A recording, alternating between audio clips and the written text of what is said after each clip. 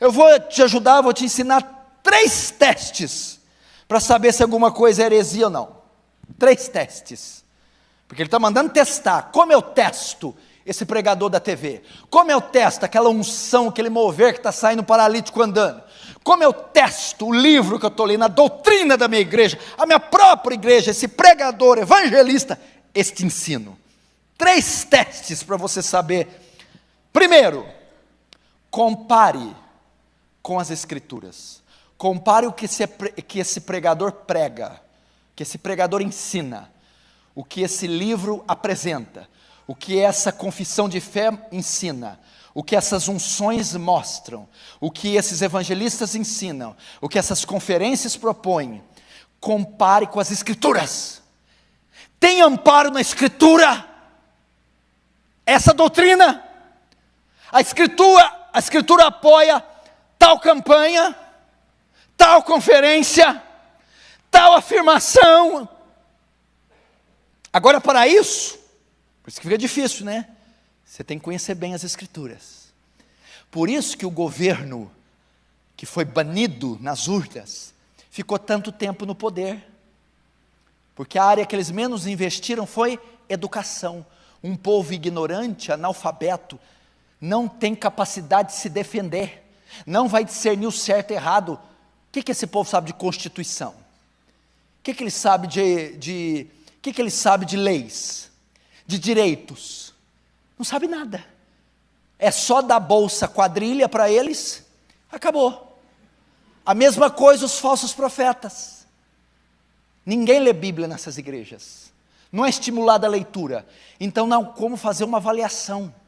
Então, para que você teste os profetas, teste o ensino, você precisa ser um exímio estudante das escrituras. Compare com as escrituras. Lembra de Lutero? Quando esteve na dieta de Worms, foi ordenado a comparecer diante de um concílio de julgamento, e ele tinha que revogar as teses. Ele diz: não há amparo na escritura para venda de indulgência, até que vocês me provem na escritura, eu não revogo. Ele não revogou, e você está aqui hoje por causa dele. Tem amparo na escritura o que essa turma está ensinando? Segundo teste, compare com o ensino de 2000 anos de história da igreja. Isso que esse pregador, esta conferência, esse livro, esse mover está ensinando, compare com 2000 anos de história. Como? Paulo ensinou assim, Policarpo ensinou assim, Irineu ensinou assim, Crisóstomo ensinou assim, Agostinho ensinou assim, patrística. Agora vamos para pré-reforma. John Hus ensinou assim, Wycliffe ensinou assim, Savonarola ensinou assim. Compare, 2000 anos. Vamos agora, reforma. Lutero ensinou assim, Calvino ensinou assim, Zwinglio ensinou assim, Bullinger, Beza ensinou assim. Vamos para os pós-reforma, os puritanos. John Owen ensinou assim, Richard Sibbes ensinou assim. Você tem 2000 anos. Jonathan Edwards ensinou assim, Charles Haddon Spurgeon ensinou assim. Vamos um pouquinho mais agora, entrando na contemporaneidade. Dr. Martin Lloyd Jones ensinou assim. Compara, meu irmão. Então o cara vem com a nova revelação, uma doutrina, uma revelação, um ensino que 2000 anos de história não respaldam aquilo. Segundo teste, compare com os ensinos de igrejas e irmãos contemporâneos, saudáveis. Fulano está ensinando assim. Existe igreja bíblica hoje, pastor bíblico. Hoje, no nosso tempo, pergunta se eles estão ensinando assim. John MacArthur ensina assim, Paul Washer ensina assim, os pastores aqui do Brasil ensinam assim, os pentecostais bíblicos saudáveis ensinam assim? Não tem amparo na escritura, 2000 anos de história não respaldam o que está ensinando, e os crentes saudáveis contemporâneos também não concordam com ele. Herege. Heresia. Teste, meu irmão.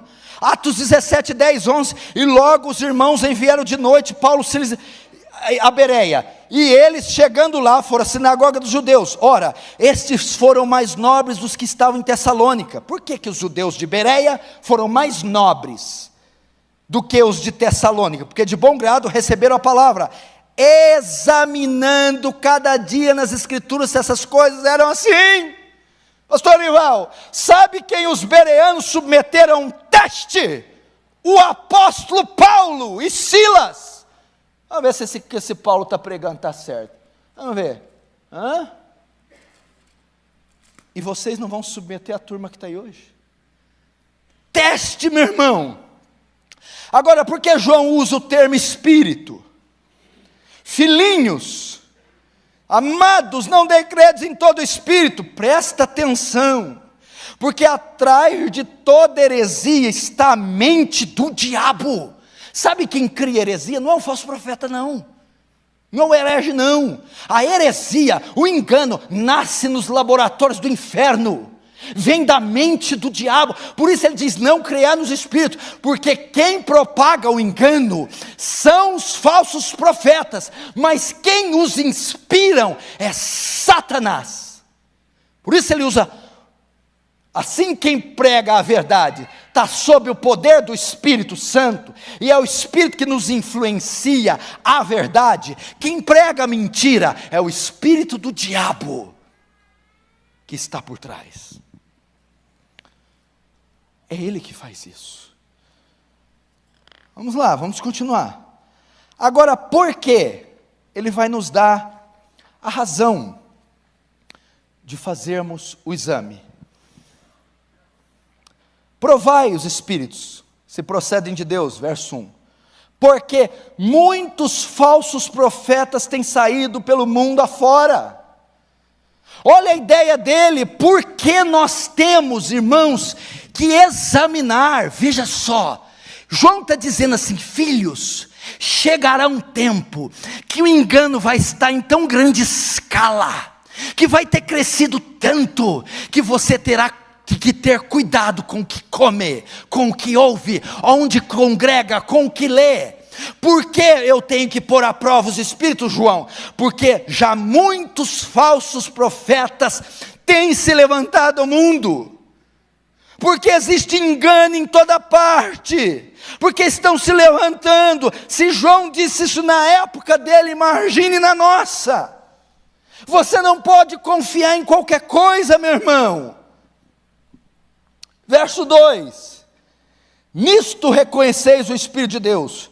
Todo espírito que confessa que Jesus Cristo veio em carne é de Deus. E todo espírito que não confessa a Jesus não procede de Deus. Pelo contrário, esse é o espírito do anticristo, a respeito do qual tendes ouvido, que vem e presentemente já está no mundo. Até aí. João dá outra dica para você fazer um teste. Não creiais em todo espírito, antes provai, né? Não creiam, ou seja, não deem crédito em tudo que vocês veem. Em vez disso, provem, submetam um teste. Por que, João? Porque muitos falsos profetas se levantarão. Você vai andar num campo minado. Nossa, vi um vídeo tão bom. Prova. Nossa, me deram um livro, as primeiras páginas tão boas. Prova. Nossa, fui numa conferência, o louvor ali. Prova. Teste. Como? Tem amparo bíblico. Tem amparo de 2000 anos de história da igreja.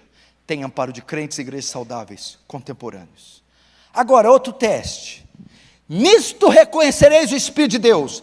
Nisto vocês saberão se a doutrina é verdadeira. Se o pregador é de Deus. Se o mover que está ali acontecendo vem de Deus. Como?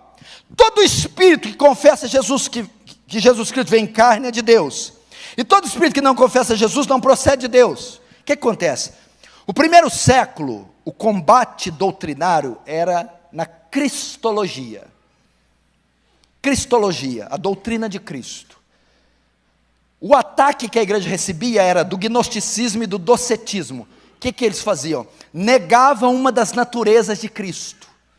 Dizia que Cristo é Deus, Ele era divino. Como eles criam que a matéria é má, o corpo é algo mau. Se Jesus é Deus e Jesus é bom, ele não pode ter corpo, porque corpo é matéria, e matéria é mal. Então, eles não confessavam que Jesus veio em carne, ou seja, não admitiam que Jesus foi humano, teve forma corpórea, teve carne e osso, negavam uma das naturezas. E se você negar uma das naturezas, herege. Porque se Jesus não viesse em carne, ele não podia ser um sacrifício substitutivo à nossa semelhança. Então não podia fazer expiação para os nossos pecados, aplacar a ira divina, satisfazer a justiça divina, e então aplicar em nós a justiça dele, recebida pela obediência. Então ele tinha que ser plenamente humano. Negou uma das divindades, numa das naturezas, herege. E o gnosticismo dizia, ele é humano. Todo espírito, então ele dizia, todo espírito, toda seita, todo pregador, que diz que Jesus foi humano, é de Deus. Ok? Se ele é de Deus, e se ele tem a natureza divina e natureza humana. Agora todo espírito, ensino, pregador, profeta, livro, que não confessa que ele vem em carne, que ele não foi humano, ou tira uma das naturezas, esse não é divino. Só para você aprender o que é isso. Essa briga durou quase 4 séculos, sobre as naturezas de Cristo. Alguns diziam, ele é só humano, e não é divino, herege. Ele é só divino, e não é humano, herege. Ele é 2 em 1, um divino e um humano, dentro dele, heresia. Ele nem humano nem divino, é a mistura do humano e o divino, sai uma terceira coisa, não é. Isso foi resolvido no concílio de Calcedônia, no século V, no ano 421 depois de Cristo, no que chamamos união hipostática, do grego hipotástase, significa da mesma natureza, da mesma natureza. O que é isso? A união hipostática. Cristo, 100% homem e 100% Deus, coexistem juntos, na mesma pessoa, sem se misturar. União hipostática, ok? Cristo é plenamente homem, natureza humana, 100% homem, 100% divino, Deus, coexistem juntas, na mesma pessoa, sem se misturar, união hipostática. Então, se você falar que Jesus é 100% homem, está certo. E se falar que ele é 100% Deus, também está certo. Na mesma pessoa. Aí você até respirou agora. Pastor, estou aliviado.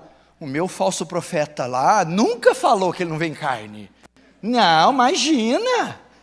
E Jesus sangrou, Jesus foi homem, gente. Foi Deus também. Então estou tranquilo. O que é isso? João está dizendo assim, todo pastor, pregador, ensino, doutrina, que negar uma verdade explicitamente exposta na Escritura, é falso.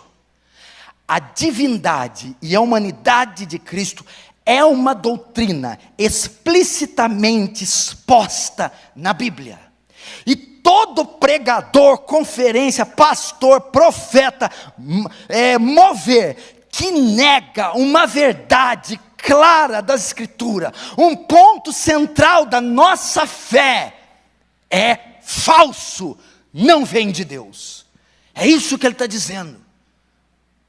Quando você ouvir alguém distorcer uma verdade claramente ensinada na Escritura, é falso.